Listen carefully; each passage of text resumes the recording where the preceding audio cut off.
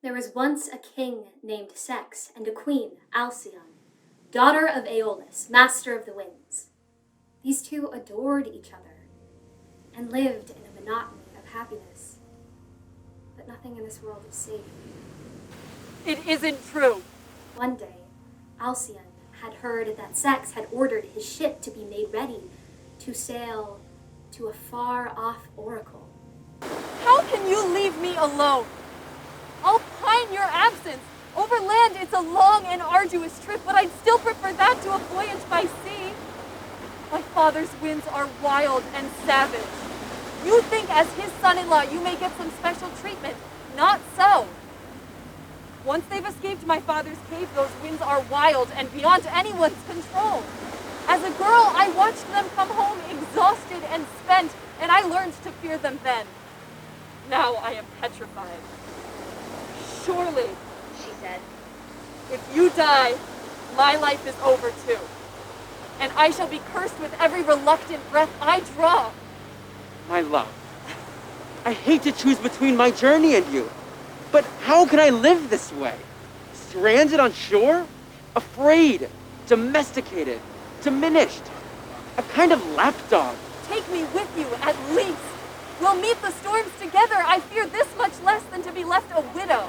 In 2 months' time, I'll be back. Oh, no. I fear you won't. I know you won't. 2 months' time. For that short time, you can be brave and endure the trial of waiting. She was hardly consoled, but she saw she could not hold out any longer in the face of his resolve. She allowed herself to be soothed and consented to his going. There were no more details left to be checked, no last-minute changes to make, and the men arranged on their benches were ready to row and go. He boarded and gave the sign. And then he turned to wave at her. She waved at him while the ribbon of black water widened between the ship and the shore. She gazed at him until he was no longer distinguishable. But still she could see the ship, and she narrowed her eyes to the horizon and watched as it receded to a smaller and smaller object. And then the whole hull was gone, and only the sails remained. And then they too disappeared. She gazed still at the empty and desolate blue, and then went to her empty bedroom to lie on the huge and vacant bed, and gave herself over to weeping. The vessel cleared the harbor and caught the frightening wind, which set the rigging to singing and slapping against the spars. I ordered the rowers to ship their oars, and the sailors to set the yard and make sail. Our ship ran before the wind. We made satisfactory progress all that day, and had reached a point of no return, with as much blue water astern as remained ahead. But as the sun was sinking in the west, the water, everywhere blue until now, began to be flecked with the white-capped waves sailors dislike. The weather was worse with every moment, for the winds were on the loose. Reef the sails, bailed the water, secure the spars. But Poseidon and his henchmen had arrived. The rest was one enormous green catastrophe. He thinks, in an oddly abstracted way, that the waves are lions, crazed with the hunter's wounds, or that the ship is a besieged town, attacked by a horde of madmen. One would think that the heavens were crazed with lust, To join the turbulent sea. which returned their bizarre passion and tried to rise up and embrace them. The sailors had lost their belief in their captain, their courage, their nautical skill, and even their will to live as they wait for the end. One weeps and groans aloud. Another, no braver, silent, dumbstruck. One calls on the gods for mercy. Another curses his fate. And one says one word, Alcyone! again and again. Alcyone! Alcyone! And this is the end of the world. Oh gods, hear my modest prayer, that my body may wash ashore at her feet, where she may, with gentle hands, prepare it to be buried. Nothing left but the slow parade led by Hermes to the underworld. 1, 2, 3, 4, 15, 16, 17, 18, 98, 99, 100.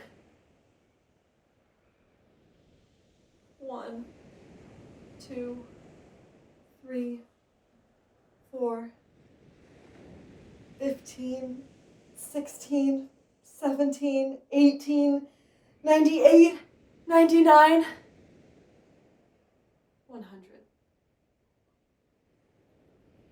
Look at her, Iris. She's moved her vigil down to the shore, and now she's sleeping there. 98, 99, 100. Sex, come home. I'm nearer now. I'm sleeping on the shore. It's not so far until you see me. This can't go on forever.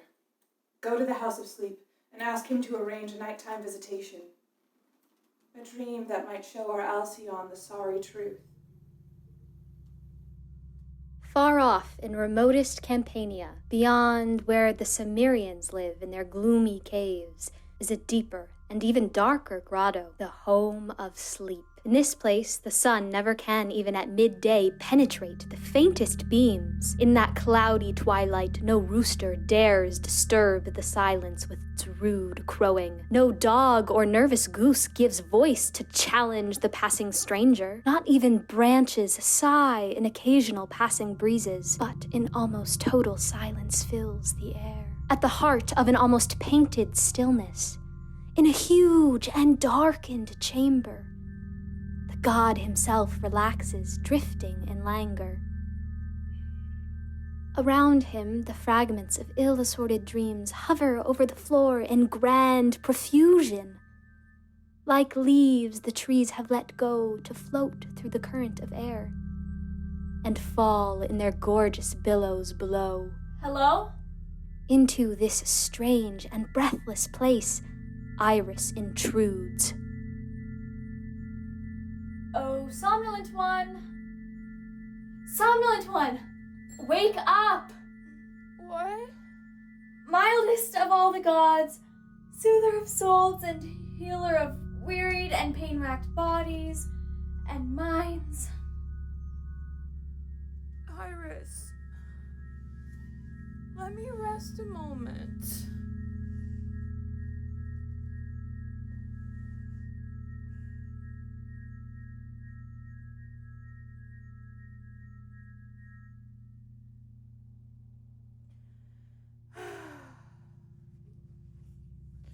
Iris, what do you want? Devise for us, if you can, some form to resemble King Sex and send it down in a dream to his wife, the Queen Alcyone. Oh. Let her know the news of the wreck of his ship and the death of the husband she loved so well. Sleep, do this for us, can you?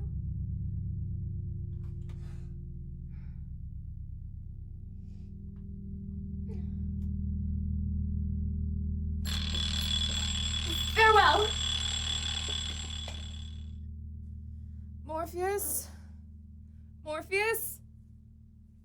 Change your shape to that of King Sex. Go to his wife and tell her. Tell her he is dead. That's good. That's very good.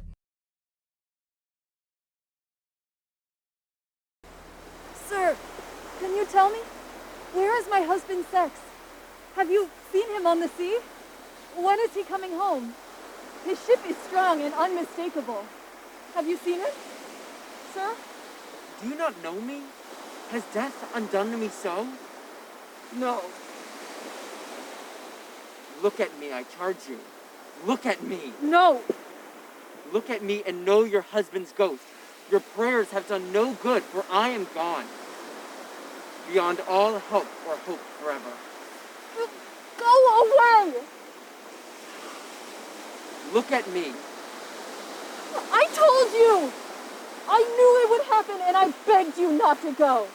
I knew the day you sailed I had lost you forever. The ship, my hope, and my life grew smaller all at the same time. Little bird. This is no good. No good. That I should be living and you be elsewhere or nowhere. I'm drowning now, in the air. I'm wrecked here on the land where the currents are just as cold and cruel. Wait for me. Come back. Where are you going? Wait, and I'll go with you as wives are supposed to go with their husbands. Lucina! Lucina, give me your lantern! All that night, she searched along the shore for her drowned, dreamed husband. But she found nothing, not even footprints, only wave after wave of black water. When morning came, she narrowed her eyes to the horizon and remembered how she had looked on that other day. She remembered his last kiss, the way he turned to the ship, couldn't bear it, and turned again to her. What is that out there? Oh, it is a man. Alas, poor sailor, for your wife, and... The gods are not altogether unkind. Some prayers are answered. Sex, is this how you return to me? She began to run to him, but as she ran, crying, a strange thing happened. By the time she reached him, she was a bird. She tried to kiss him with her bill, and by some trick of the ocean's heaving, it seemed that his head reached up to hers. You ask, how could he have felt her kiss? But better ask, how could the god have not felt it? Seen this and not had compassion. For the body was changing, restored to life and renewed as another seabird. Together they still fly just over the water's surface, and mate and rear their young. And for 7 days each winter, Alcyone broods on her nest that floats on the gentled water. For Aeolus, her father, then keeps the winds short-reined, and each year gives 7 days of calm upon the ocean. The days we call the Halcyon days.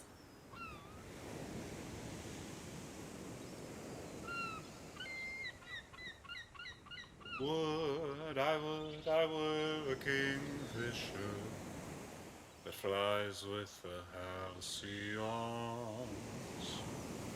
along the breaking waves with a fearless heart, that noble bird